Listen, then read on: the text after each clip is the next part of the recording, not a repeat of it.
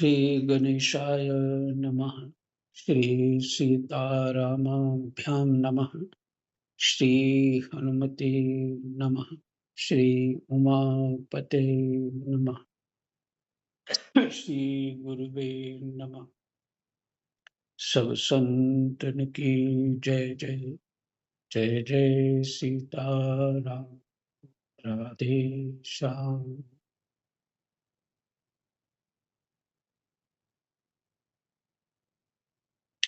सप्तम स्कंध अष्टम अध्याय और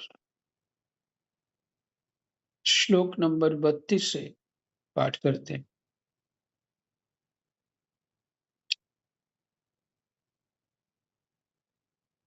प्रहलाद जी कह रहे हैं, भगवान आप इस संपूर्ण विश्व को स्वयं ही अपने में समेटकर आत्म सुख का अनुभव करते हुए निष्क्रिय होकर प्रलयकालीन जल में शयन करते हैं। कृष्णाय वासुदेव कृष्णाय वासुदेवाय हरे परमात्मने प्रणत क्लेशनाशाय गोविंदाय नमो नमः।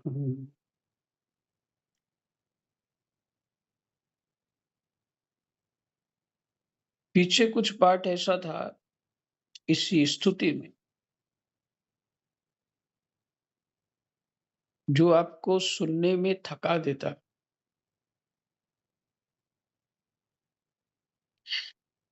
प्रहलाद जी जो भगवान के तत्व के विश्लेषण कर रहे थे और अष्टम अध्याय में भी था,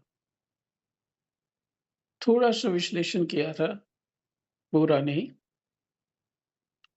क्योंकि वो थका देता।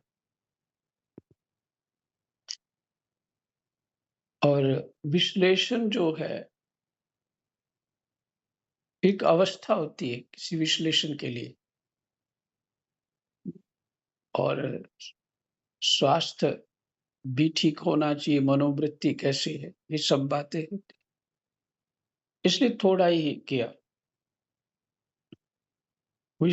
उसको समझ पाए कि ना समझ पाए, इसलिए वो थकावट दे देगा।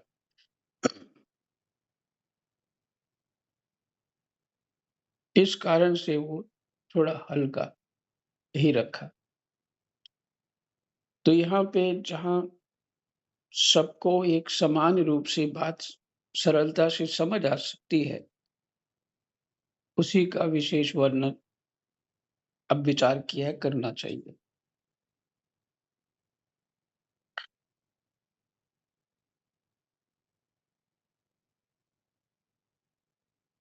प्रहलाद जी कहते हैं, भगवान आप इस संपूर्ण विश्व को स्वयं ही अपने में समेटकर आत्म सुख का अनुभव करते हुए, अपने में समेटकर आत्म सुख का अनुभव करते हुए निष्क्रिय होकर प्रलयकालीन जल में शयन करते हैं। संपूर्ण विश्व को अपने में समेटकर, और समेटते भी स्वयं है।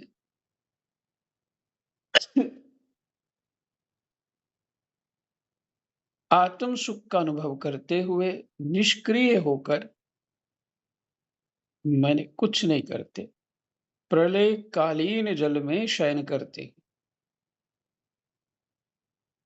कोई स्वप्न नहीं ले रहे, निष्क्रिय पूरे।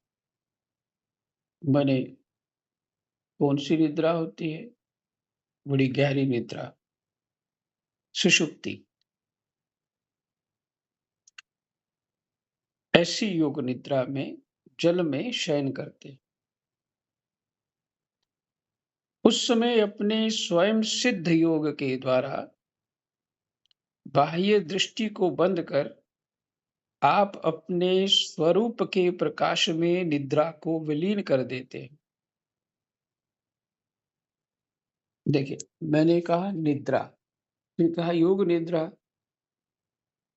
भगवान दिखते तो ऐसे ही, आंखें बंद करिए, तो मनुष्य जो समझ सकता है वो यहाँ तक ही समझ सकता है, क्योंकि उसको योग का तो अनुभव नहीं है, निद्रा का अनुभव है, तो उस बात को समझ लेता।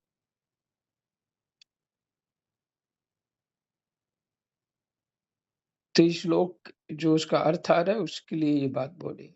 उस समय अपने स्वयं सिद्ध योग के द्वारा बाह्य दृष्टि को बंद कर, यह स्वयं सिद्ध योग भगवान ने कभी सिद्ध किया ऐसा नहीं। हम्म? ये सब तो आपका सिद्धि विद्धि तो आपका स्वरूप ही है। मैंने आत्म तत्व जो है सच्चित आनंद है, सुख स्वरूप, जो सुख रूप इसलिए शब्द है कि हमें सुख की समझ आती है, नहीं तो इन शब्दों की वहां कोई आवश्यकता ही नहीं, क्योंकि वो किसी भी शब्द के भीतर नहीं है भगवान, शब्दों से भी परे।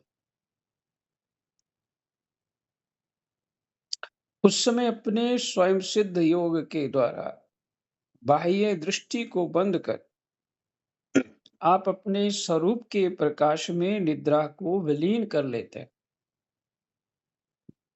ठीक है, स्वरूप के प्रकाश में, अपने स्वरूप के प्रकाश में निद्रा को विलीन विलीन कर लेते हैं, निद्रा को ही विलीन कर लेते हैं। सोचिए,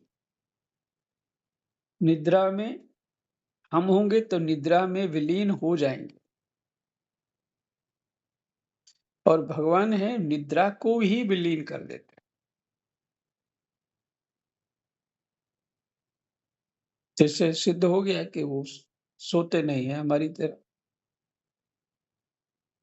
और तुरीय ब्रह्म पद में स्थित रहते हैं।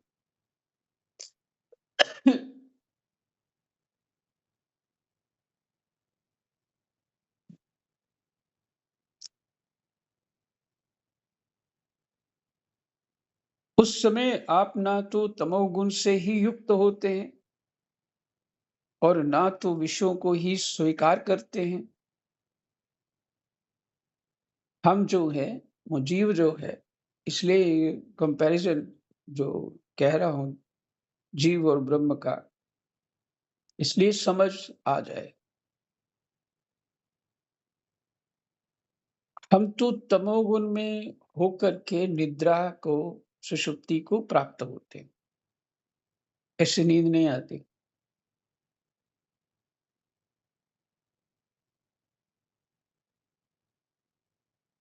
तमोगुण से ही युक्त होते, और उस समय आप ना तो तमोगुण से ही युक्त होते, और भगवान तमोगुण से नहीं, तो गुणातीत है, ये तुरीय शब्द है, और ना तो विषयों को ही स्वीकार करते हैं।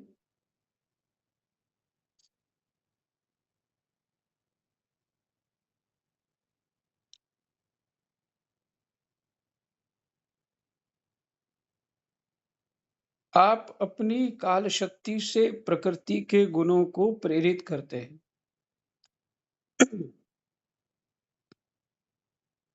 जो सदा सदा जागती रहती है काल शक्ति, यानी काल भगवान, काल शक्ति, समय शक्ति, काल शक्ति से प्रकृति के गुणों को प्रेरित करते हैं।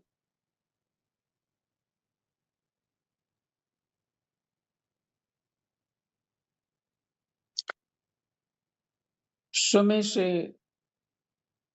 समय बीतता जाता है तो वस्तुओं में बदलाव होता जाता है ना।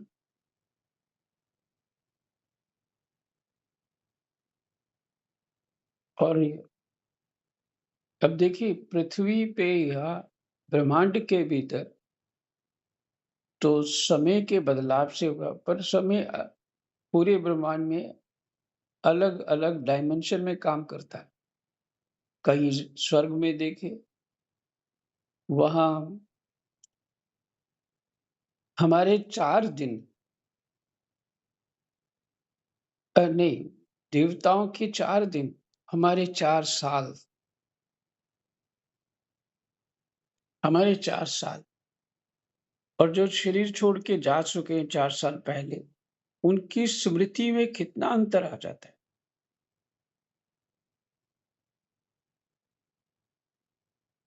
हुँ। फिर जो क्रिया करनी होती है, ये देवताओं के 4 साल हैं और उस ऊपर और ऊपर जाओ तो देवताओं के जितनी देवताओं की उम्र होती है, उतने तो वहाँ 1 दिन-रात होता है। और भगवान जो नारायण है, वो पलक बंद करते हैं, तो ब्रह्मा जी लोप हो जाते हैं, उनकी उम्र पूरी हो गई। पलक खोलते हैं, तो उनका जन्म होता है।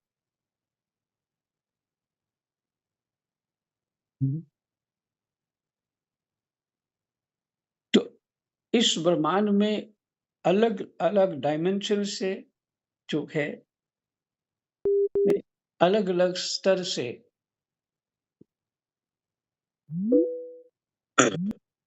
जो है वो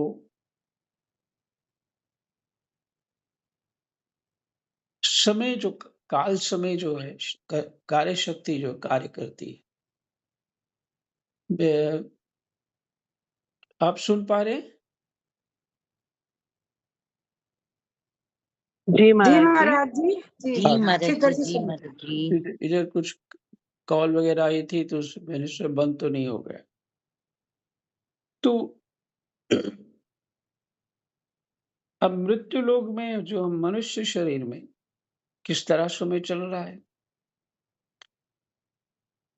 और अलग प्राणियों का है जो दूसरे और छोटे-छोटे जीव-जंतुओं की वो अलग डायमेंशन में है, वो उनका समय और बड़ी तीव्र गति से बीत रहा है। तो इसलिए ये काल शक्ति जो है, ये कैसे कार्य करती है, प्रकृति को प्रकृति के गुणों को प्रेरित करते हैं। काल शक्ति से प्रकृति के गुणों को प्रेरित करते हैं। माने समय जो है वो बदलाव देता है। वस्तुओं में, स्थितियों में, क्योंकि उत्पन्न होना, स्थिति मैंने उत्पन्न होने के बाद जो जीव रहता है उसको स्थिति कह लीजिए, या प्रकृति रहती है उसको स्थिति कह लीजिए, जब विश्व रहता है तो उसको स्थिति कह लीजिए।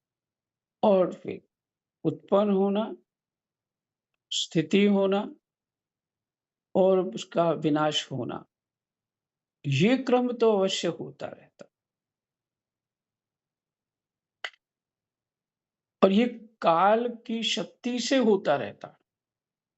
पीछे आपने सुना, काल सर्प सबको ही खा जाता है, किसी को नहीं छोड़ता है। वही जो काल है उसको भगवान का रूप माना गया है। अब विचार जो सरल बुद्धि के होंगे ये विचार करते हैं कि अरे जो खा ही जाता है सबको, वो भगवान कैसे हो सकता है? बात ये है, हम मनुष्य हैं। हमें जहाँ तक हम बात को समझ पाते हैं, जहाँ तक हमारा ज्ञान होता है, वैसी हम एक कल्पना करते हैं। यथार्थ जानने में काल और तुम में कोई भेद ही नहीं है। और ये तो अज्ञान में सब कुछ स्वप्न में हो रहा है ना। उस प्रकृति ने, उस परमात्मा ने जो प्रपंच रचा, माया के उसमें हो रहा, लेकिन आत्मा में कुछ नहीं हो रहा। तो जब तुम प्रकृति में प्रवेश कर जाओगे तो सब कुछ होगा। और जब प्रकृति से बाहर हो गए तो कुछ नहीं होगा।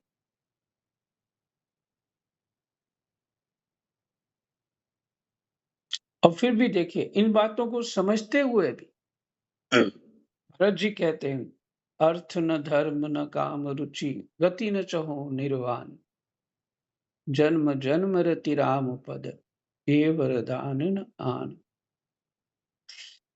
ये वरदान चाहता हूँ उसी काल के अधीन ही, जो मैं कह रहा हूं, काल हमें कितनी बार खा जाए कोई चिंता नहीं है।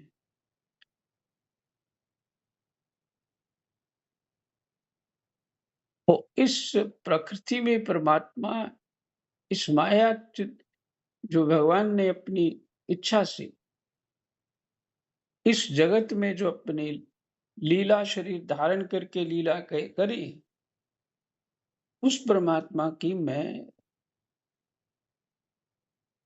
शरीर रख करके वैसी ही सेवा करना चाहता हूं जैसे वो चाहते। तो विचार बहुत गहरी बात है, लेकिन देखिए उनको बंधन कहाँ?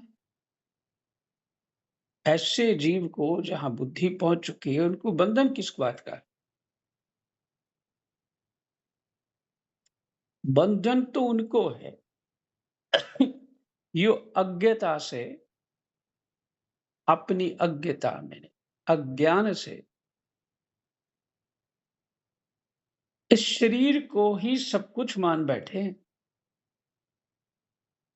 और अहंता ममता आसक्ति राग द्वेष सुख दुख में रच पच गए।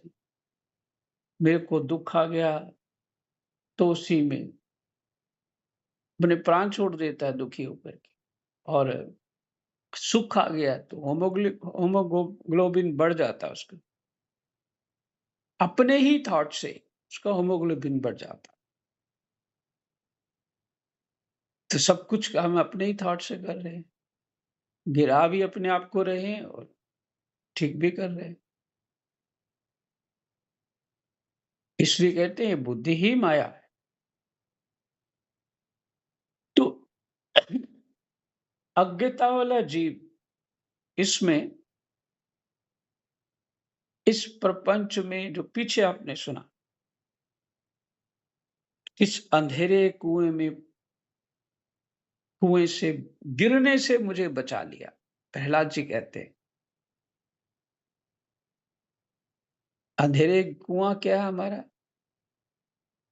मैं शरीर और अपने मैं को भी बचाने के, मतलब अपने अहम को, अपनी आइडेंटिटी को ग्रेट बनाने के लिए, और जो पहले ही नकली है उसको और ग्रेट बनाने के लिए संसार के प्रपंच में मग्न हो जाते हैं। मेरे पास डिग्री हो, मेरे पास धन हो, मेरे पास शक्ति हो, मेरे पास बल हो, मेरे लोग हों, और फिर हम इस तरह से ऐंठ के चलें, स्टाइल से चलें,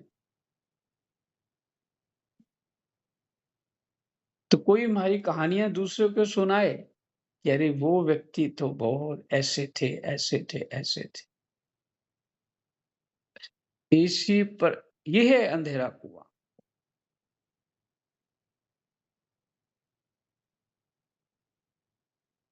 और कोई नहीं अंधेरा कुआं, यही अंधेरा कुआं। और इसी में जो काल रूपी सर्प हमको खाता। कहते इसमें शब्द है, प्रहलाद जी के, वहां सर्प है जो ढस लेता है।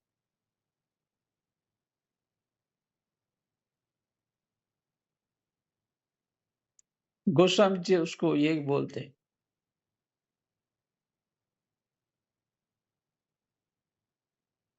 काम भुजंग ढसत जब जाहि, विषय नीम कटु लगत न ताहि। कामना रूपी, आशा रूपी, कामना रूपी, इच्छा रूपी सर्प जिसको डस जाता है,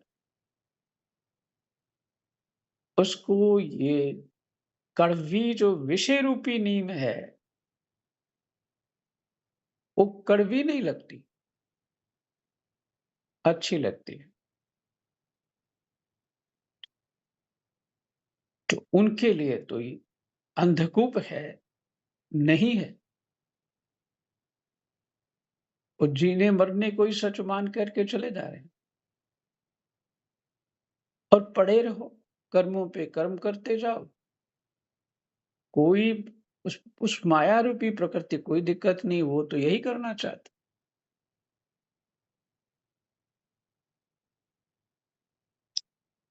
इसलिए प्रहलाद जी कहते हैं, मुझे उस अंधेरे कुएँ में गिरने से आपने मुझे प्रभु बचा लिया।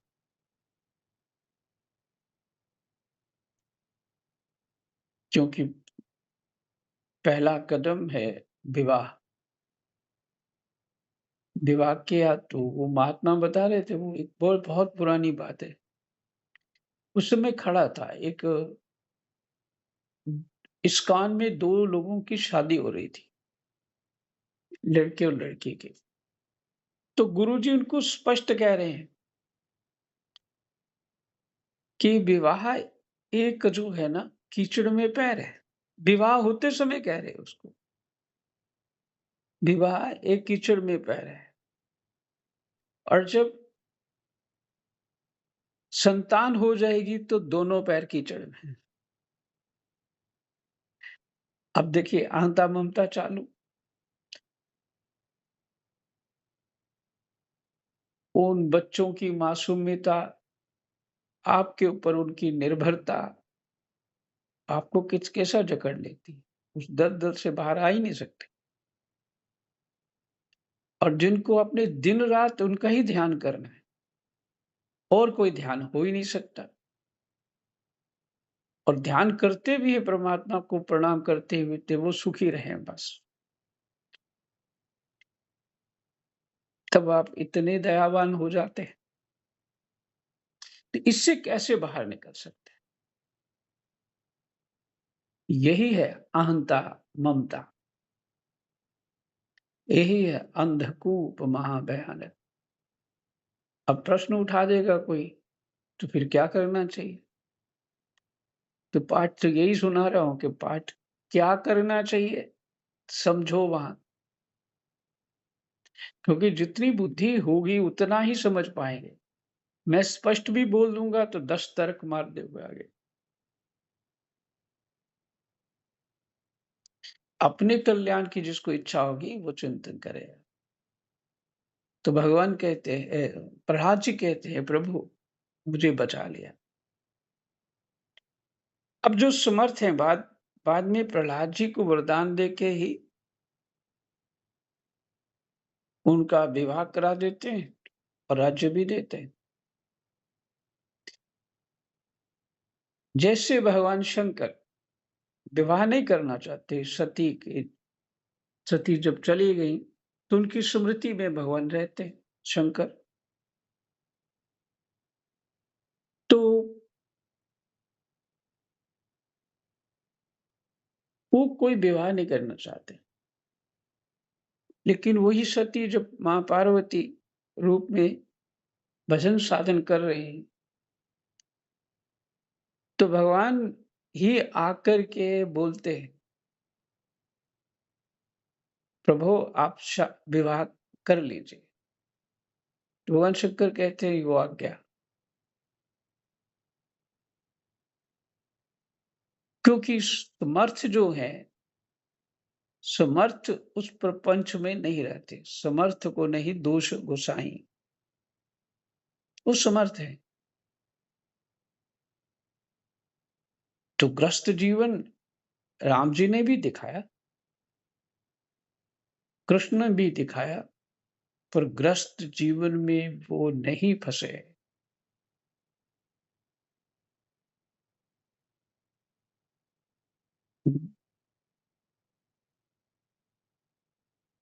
और जीना वो आना चाहिए। इसलिए राम जी ने प्रश्न किया था गुरु जी से कि मुझे तो ये सब कुछ एक स्वप्नवत असत्य सा लगता है। जो आपने गुरुकुल में मुझे पढ़ाया है, अब मेरा चित्त उदास है इस जगत से।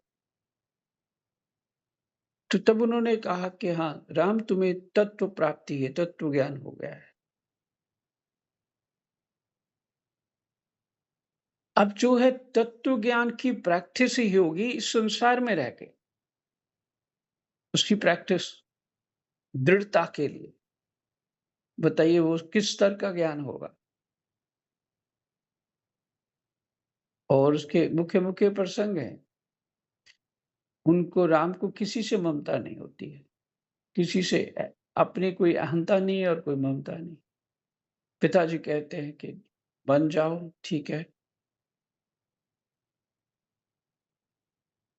जितने प्रसंग हैं वो मार्मिक हैं, उनको विचार करने पे ही समझ में आते हैं। तो राम ने सिखाया, बड़े-बड़े राजाओं ने ग्रस्त जीवन सिखाया, ऋषियों ने सिखाया, शरीर से आसक्ति नहीं करी है, विषयों से आसक्ति नहीं करी है, अहंता, ममता में नहीं फँसे। शरीर का धर्म पालन करते हुए अपने चित्त की स्थिति दृढ़ बनाई रखी है। क्योंकि जब कोई ऐसी स्थितियाँ नहीं होगी, गंभीर परिस्थितियाँ नहीं होंगी, शांति से तो सबका चित्त शांत है, आराम से बैठे हो। लेकिन गंभीर स्थितियों में भी आपकी मनोवृत्ति स्थिति वैसी बनी रहे, तो उसको दृढ़ करने के लिए तो एक ग्रस्त जीवन, इस प्रवृत्ति से निवृत्ति दृढ़ होती है। तो हे राम, समय बहुत हो गया।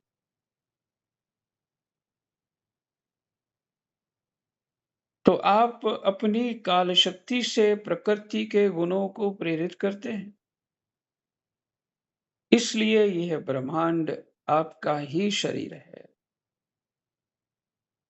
पहले ये आप में ही लीन था। जब प्रलयकालीन जल के भीतर शेष शैया पर शयन करने वाले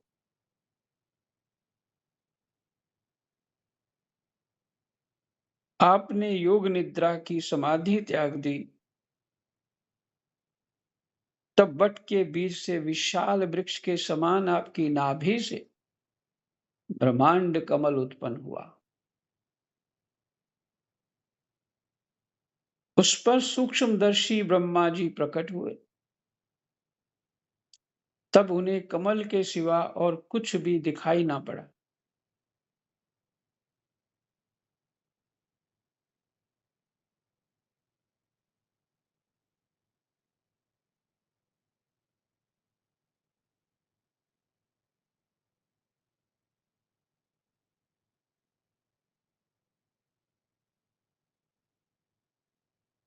हाँ, ये एक एक लाइन जो सुनाना है पीछे से 33वें श्लोक का आरंभ है जो आप अपनी काल शक्ति से प्रकृति के गुणों को प्रेरित करते हैं। इसलिए ये ब्रह्मांड आपका ही शरीर है। ये ब्रह्मांड आपका ही शरीर है।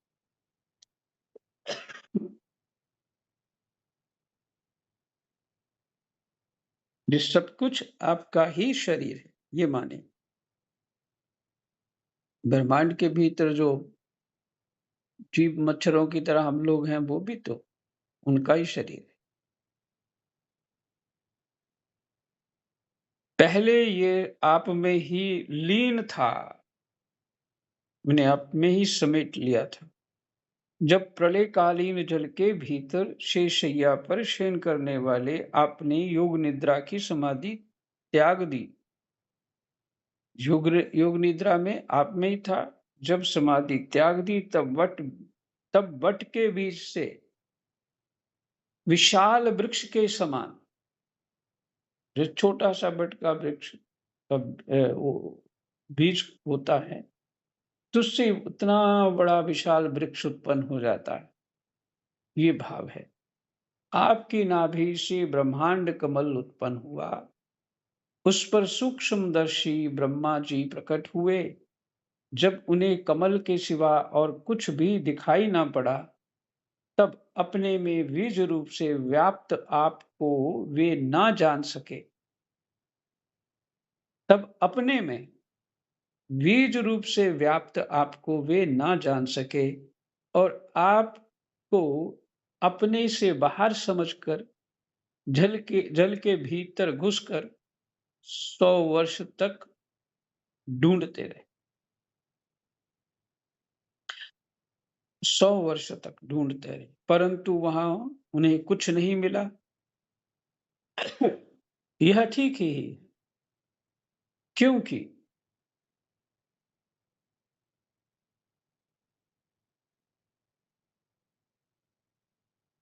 अंकुर उग आने पर उसमें व्याप्त बीज को कोई बाहर अलग कैसे देख सकता है? बीज ही पेड़ बन गया और फिर बीज को ढूंढेंगे तो कहाँ मिलेगा? नहीं मिलेगा। ब्रह्मा को बड़ा आश्चर्य हुआ। वे हार कर कमल पर बैठ गए। बहुत समय बीतने पर तीव्र तपस्या करने से जब उनका हृदय शुद्ध हो गया, देखिए यहां भी तपस्या की आवश्यकता है। हृदय शुद्ध हो गया, तब उन्हें भूत, इंद्रिय और अंतःकरण रूप अपने शरीर में ही ओतप्रोत रूप से स्थित आपके सूक्ष्म रूप का साक्षात्कार हुआ। अपने ही शरीर में ओतप्रोत रूप से वो परमात्मा मेरे शरीर में सब पूर्ण रूप से है, माने व्यापक है। आपके सूक्ष्म रूप का साक्षात्कार हुआ, ठीक वैसे ही जैसे पृथ्वी में व्याप्त उसकी अति सूक्ष्म तन्मात्रा गंध का होता है। पृथ्वी में गुण है स्मेल, उसको गंध कहते हैं। मिट्टी की खुशबू जो कह देते हैं उसको, तो वो गुण है। उसी तरह शरीर में भगवान है। जय जय सीताराम, राधे श्याम। कृष्णाय वासुदेवाय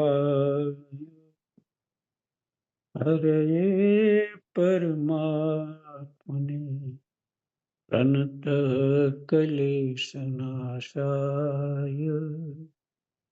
गोविन्दाय नमो नमः।